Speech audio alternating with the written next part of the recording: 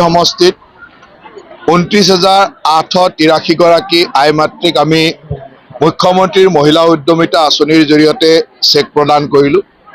আমাৰ লক্ষ্য হ'ল যাতে প্ৰতিটো অঞ্চলতে আমি সকলো আই মাতৃকে লাখপতি বাইদেউ বনাব পাৰোঁ।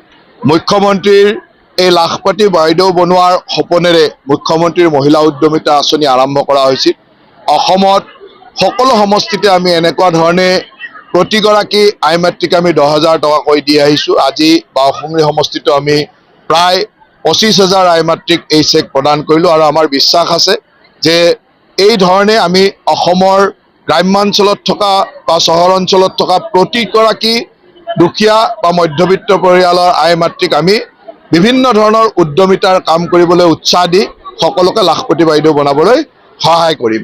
এইখিনিয়ে আমাৰ চৰকাৰৰ লক্ষ্য আৰু সেই লক্ষ্যৰে আমি কামসমূহ আগবঢ়াইছোঁ। তালিকাখন আপোনালোকৰ বিভিন্ন সংবাদ মাধ্যমে প্ৰস্তুত কৰিছে।